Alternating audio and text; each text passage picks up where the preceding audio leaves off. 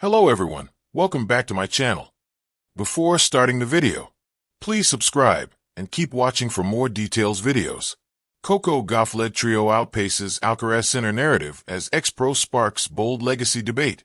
Jannik Sinner and Carlos Alcaraz have escalated the level of tennis in recent years like never before. When Roger Federer and Rafael Nadal hung up their rackets after 2 decades, speculation surfaced on who would carry their legacy forward. Yes, Novak Djokovic is still hanging in there, lying in wait of a 25th slam, and then maybe call it a day.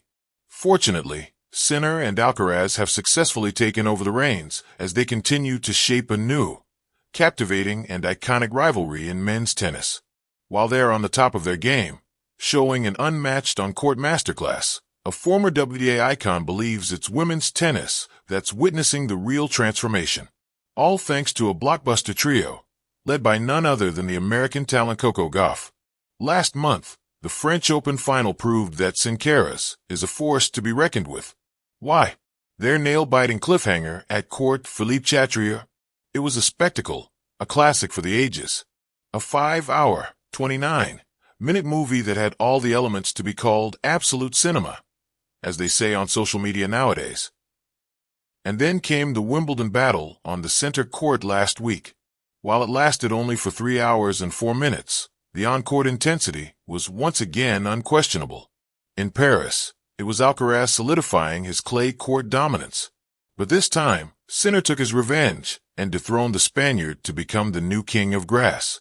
With so much to look forward to in Sinner and Alcaraz's performances, former WTA star Andrea Petkovic still believes the two are slightly lagging behind, especially when it comes to the other side of the coin.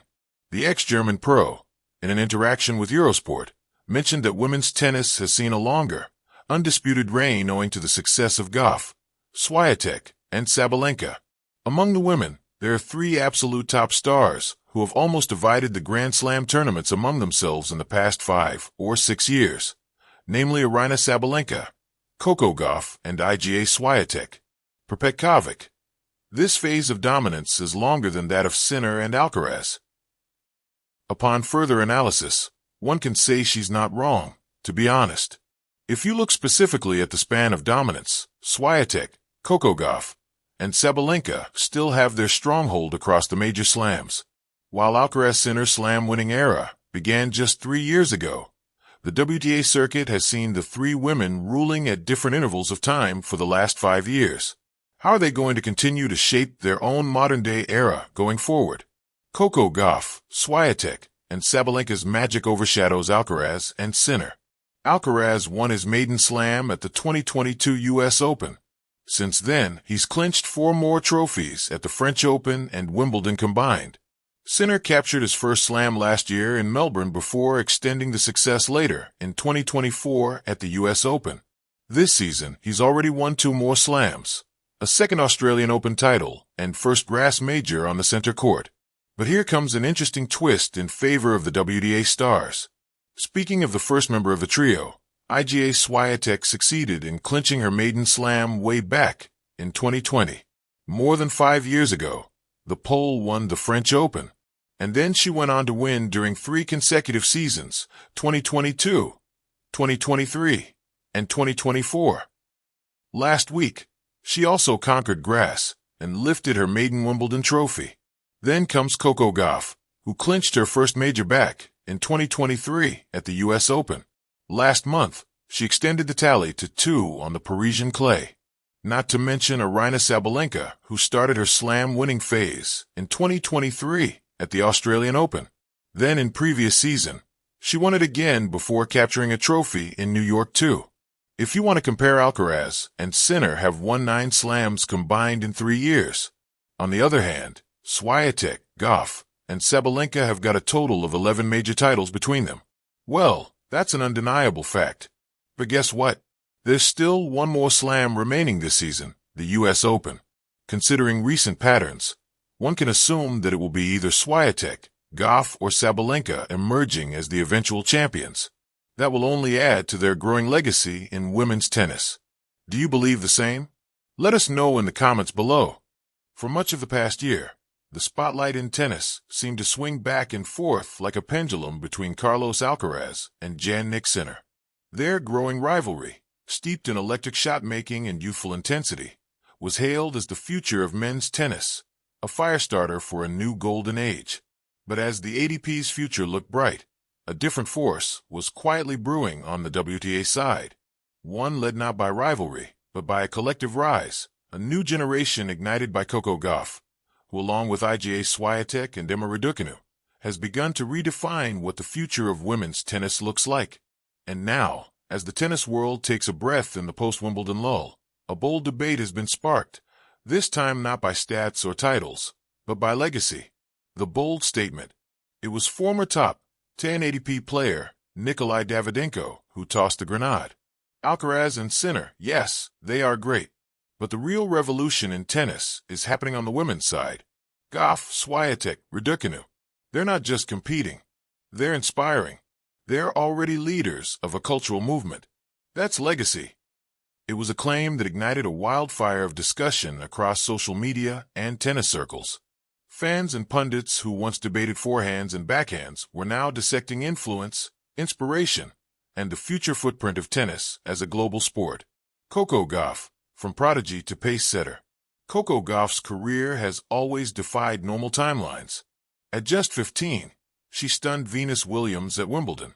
At 19, she became a Grand Slam champion, lifting the U.S. Open trophy in front of an adoring home crowd. But in 2025, the conversation around Coco has shifted from her results to her reach. Her partnership with brands like New Balance and Barilla has grown into something bigger. She's not just a face of campaigns. She's the voice of Gen Z empowerment. From discussing mental health to calling out injustice, Gauff's interviews resonate beyond tennis. And her tennis? Faster, smarter, stronger. The forehand that once brought her criticism is now weaponized. Thanks to years of tireless work with her coaching team, she's climbed to world number 2 in the rankings and just finished back-to-back finals in Roland Garros and Wimbledon. Gauff isn't chasing Sinner or Alcaraz's accolades. She's forging something entirely her own. Swiatek and Raducanu, flanking the revolution. If Coco is the fire, Iga Swiatek is the cool breeze of consistency. A 4-time Roland Garros champion and the current world number 1, Swiatek is less flamboyant but ruthlessly effective. Her dominance on clay is already drawing comparisons to Rafael Nadal, and her academic demeanor has given young fans a new kind of role model, one that balances intensity with introspection.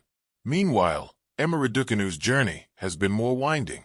After winning the 2021 U.S. Open as a qualifier, Raducanu faced a storm of injuries, pressure, and expectation.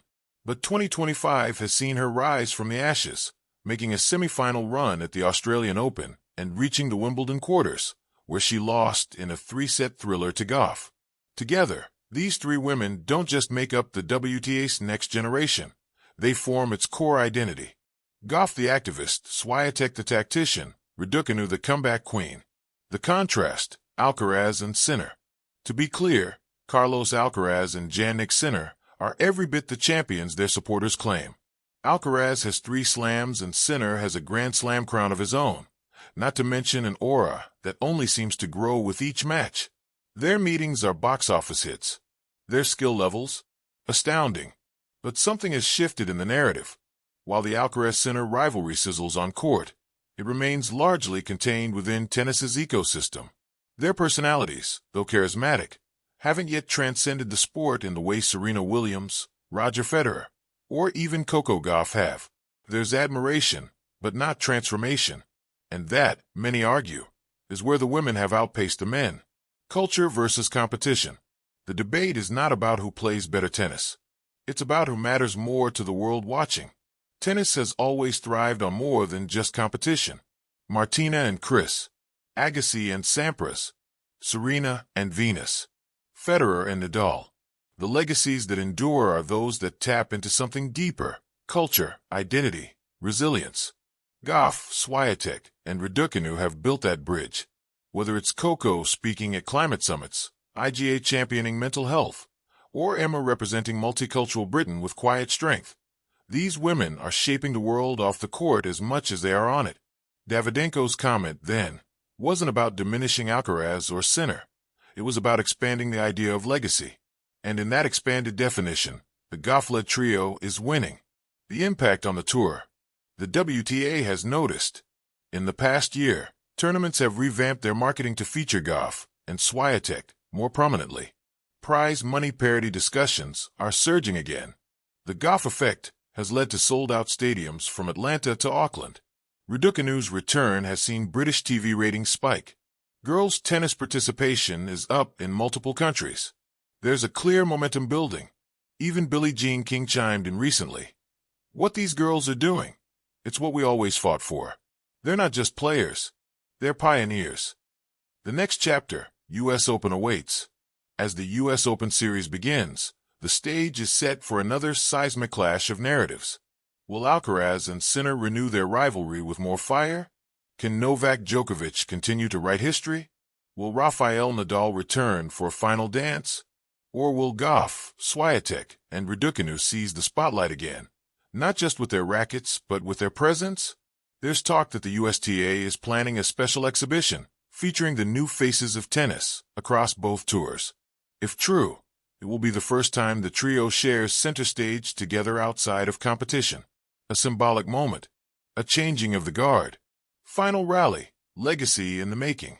So what does legacy look like in 2025? It looks like a teenage girl from Atlanta leading chants for equality while lifting trophies.